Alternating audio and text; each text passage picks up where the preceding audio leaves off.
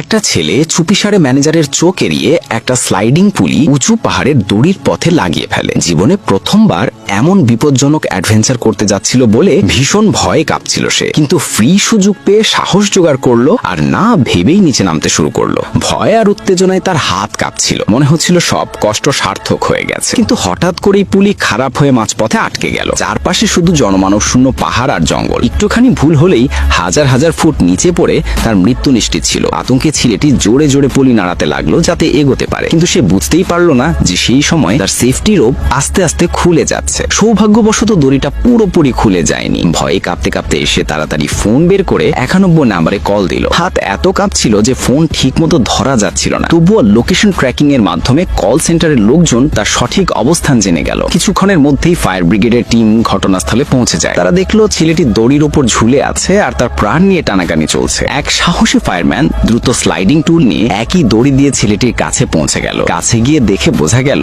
ছেলেটি খুব সস্তা নষ্ট পুলি লাগিয়েছিল, যেটা ভেঙে গেছে। বেচারা প্রাণ বাঁচানোর জন্য সেফটি রোপ শক্ত করে ধরে ঝুলেছিল। ফায়ারম্যান প্রথমে তাকে আরেকটা দড়ি দিল আর বলল শরীরে শক্ত করে বেঁধে নিতে। তারপর দড়ির অপর প্রান্ত শক্ত করে বেঁধে দিল, কিন্তু পুলি ভেঙে যাওয়ায় তারা আর এগোতে পারছিল না। বাধ্য হয়ে ফায়ারম্যানকে আবার নিচে ফিরে গিয়ে অন্য উপায় ভাবতে হলো। টিম মিলে আলোচনা করে সিদ্ধান্ত নিল সবচেয়ে ভালো উপায় হলো প্যারাশুট দিয়ে ছেলেটিকে নামানো। সব প্রস্তুতি নিয়ে তারা আবার উপরে উঠলো। যখন ছেলেটিকে বলা হলো প্যারাশুট দিয়ে ঝাঁপ দিতে হবে, তখন সে জোরে জোরে মাথা নেড়ে একেবারে অস্বীকার করলো। সে উচ্চতা ভীতি রোগে ভুগছিল, তাই কোনোভাবেই ঝাঁপ দেওয়ার সাহস পাচ্ছিল না। তাকে শান্ত করার জন্য ফায়ারম্যান তার মায়ের সঙ্গে ফোনে কথা বলিয়ে দিল যাতে মা ছেলেকে সাহস দিতে পারে। কিন্তু আসল প্ল্যান ছিল ছেলেটিকে একা নামতে হবে না, তার প্যারাশুট ফায়ারম্যানের প্যারাশুটের সঙ্গে বেঁধে দেওয়া হবে। অবশেষে দুজন একসঙ্গে ঝাঁপ দিল আর নিরাপদে নদীর ধারে নেমে এলো। এভাবেই রোমাঞ্চ করার ভীষণ বিপজ্জনক রেস্কিউ মিশন সফলভাবে শেষ হলো।